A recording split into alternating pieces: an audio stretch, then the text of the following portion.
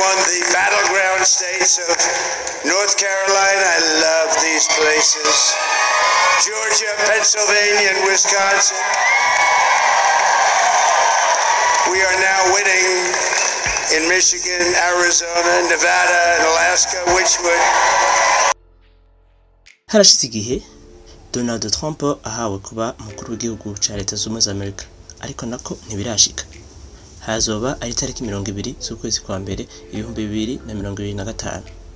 Byose vyabaye mu matora yatsinze impaka Kamala Harris. Iyo nkuru benshi ntabava mu mutwe, iracari inkuru iriko iratradinga n'ubu. Ariko none tugaruke cyane kuri Tom Homan aheruka gutorwa ngo ayobore imipaka canke agenzure imipaka mu gucunga abinjira n'abasohoka badafise ivyangombwa. Tom Homan niyo nkuru tugira tugarukeko. Ariko none abakinye green card no mwaka bazovura bagenda kuri Donald Trump. Ivyo ni ibibazo bitaratorerwa inyishu. Senda subscribe, like na partage, commentaire turashazikeneye. Nije birakoze udasa kuri Kiyago ca Boss TV. Uyu n'umugabo Tom Homan yavutse mu 1961 muri New York. Ni umunyamerika yahoze atwara ishami rishinzwe abinjira n'abasohoka muri Leta Zunze Ubumwe za Amerika, naryo ryitwa Immigration and Customs Enforcement ICE. Kubijanye n'intwaro, Homan ubwo yari afise intwaro mu buryo bwa gisirikare, twavuga ibigwanisho n'ibindi, eka navyo yari afise. Wewe yari ashinzwe gucungera imipaka no kugenzura abinjira n'abasohoka mu gufasha mu gushigikira mu bikorwa by'amategeko n'ubugenduzi. Benshi bakomeza biyumvira, bega Tom Homan ni umuntu ki? Ku banyafrika ni umuntu ki? Niyo nkuru tugomba tubandanye tubabwira muri kano kandi. Fenda subscribe kandi wowe utarabikora bikore kugira ngo ukomeze kubona ibiganiro byacu ku mwanya. Tukomeze no nkuru, tugaruke ku buzima bwiwe. Uyu mugabo yakuze gute?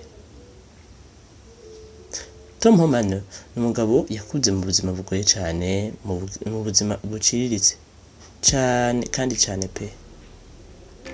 Ubusore bwiwe yakuze mu buzima butishoboye. Yewe bavuze butishoboye pe.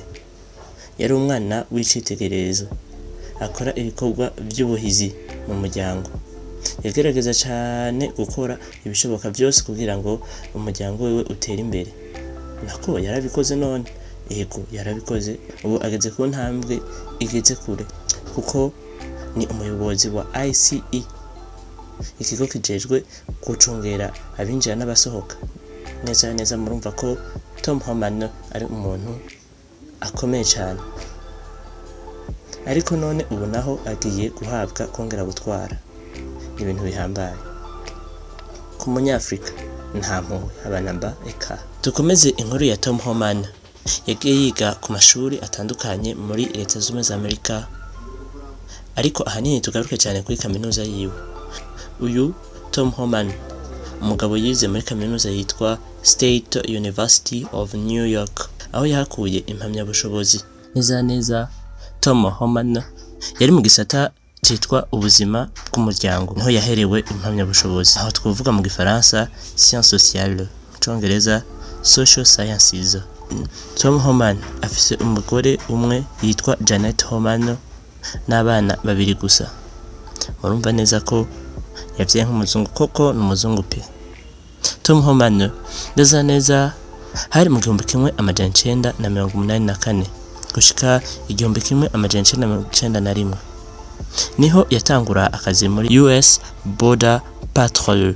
Nyuma yaho haheze imyaka myinshi kandi myinshi cyane, yaciye ahabwa ubuyobozi mu kigo cy'igipolisi n'ubugenzuzi bw'inzego ICE. Yakomeje ateza imbere ICE, aho yinjira muri ICE hari mu 2003. Aho rero hari ku ntwaro ya George Bush. Muri ico gihe rero abimukira barahuye n'amahano menshi, yewe menshi cyane pe, kuko ICE yari igamije cyane kuraba abimukira baza badafise ivyangombwa, ikabahana kandi 3-2 kandi n'abimukira batera umutekano muke yakomeze bahana nanone yanagusubiza mu gihugu cawe wajuvamo. Aho rero harimo n'ibikorwa vya cybercrime n'ivyaha by'umutungo. Homan kubwo kuzamura ICE yaciye ahabwa ubuyobozi bwo gucunga abimukira muri ICE muri ya society muri ca kigo. Neza Tom Homan ni umuntu yarahambaye cyane. Mbega Tom Homan yahawe ubwo buyobozi ryari? Niki cabitumye? Komeza subscribe, like na partage.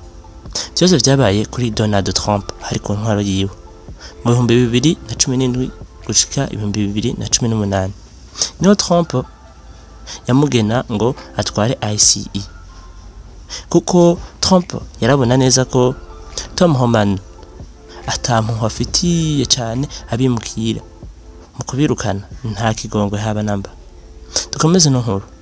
Donald Trump akimutora yaramugenye kuva ico gihe acaba umuyobozi wa ICE. Neza nta muntu yajava muri Mexique, Canada, umunyafrika bamwe bagenda baca mu mazi yaje afite ibyangombwa yamugirira impuhwe ika haba namba. Neza byakomeje uko nkuko mubibona. Tom Homan yagiye akorera mu burere nka Mexique, Canada. Ubwo burere yarabukoreyemo cyane. Aho rero nta kigongwe namba yamugirira. Umuntu yinjiye agatera umudirumbanyo canke akinjira atavyangombwa. Ubu none Donald Trump niki cyatumye amutora n'ubu nkuko yamutoye muri ico gihe mu 2017 bisha 2018 n'ubu niko yamutoye ngo ashoshikare kuba umuyobozi wa ICE. Byose byakomeje bibuko. Muri ico gihe baramwidogera Tom Homan kuko nta kigongo yagirira umwimukira. Ibaze nawe uriko radukurikirana kuva muri Afrika, tufate uvuye Burundi canke uvuye mu Rwanda ugiye ku mpapuro z'amagendo kubera ugiye guhaha bivanye n'ubuzima bubi wobubayemo. Ushitse muri Leta Zunze za Amerika ukumva urasubije inyuma nakababaro kenshi kandi kenshi cyane. Rero nanone abanyafrika baramwidogera, abanyamexique ndetse n'abandi.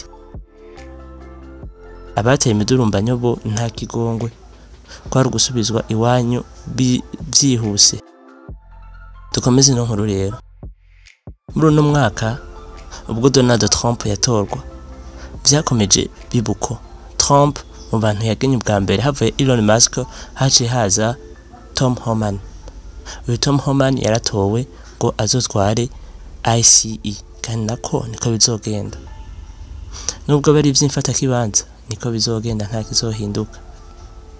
None ubu bigiye kugenda gute kubakinye green card? Barafise amahirwe yo kugenda? Ico nico kibazo benshi dukomeza twiyumvira. Reka turindire itariki 20 z'ukwezi kwa mbere 2025 niho tuzobona inkuru y'imvaho. Komeza mufyonda subscribe, like na partage.